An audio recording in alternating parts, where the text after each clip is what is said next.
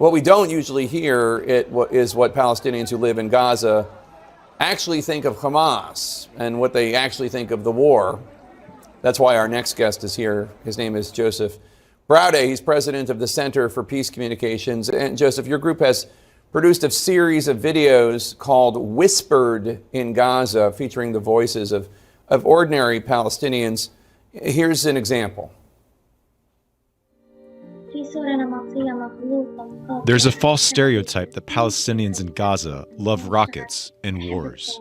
The wars that happen in Gaza are waged by the Hamas government for political aims that serve them alone. If you're a Gazan citizen who opposes war and says, "I don't want war," you're branded a traitor. It's forbidden to say that you don't want war. They exploit us under the pretext of resistance. Consider the wars that happened in 2008, 2012, 2014, and 2020. They made profit out of it, and only the people suffered. Whenever there's a war and they get more aid money, they're the ones who benefit, and we get nothing. It's so important for the world to hear those voices, Joseph. Tell us more about how you recorded that and what the purpose of your group is.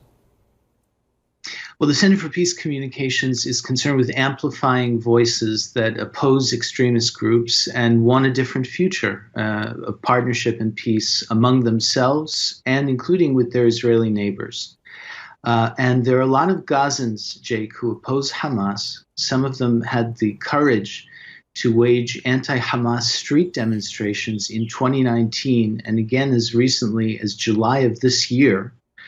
They braved gunfire and prison. But the world hasn't paid much attention to them, and they still want to be heard. So we launched an initiative to interview many Gazans across the Strip from all walks of life and platform them safely. There are also a lot of Gazans who are furious with the Israelis and hate the IDF. And I don't want anyone to think that I'm playing this or that your project is about pretending otherwise, right?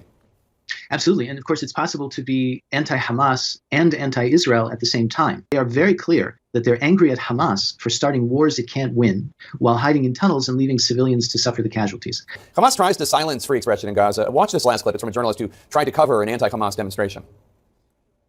I was working for foreign press agencies because somebody needed to provide news coverage.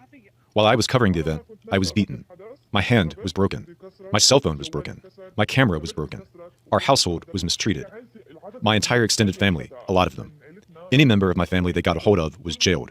They beat and abused them. They put nails in their feet. Tough stuff there. I mean, there is not a free press in Gaza. That's right.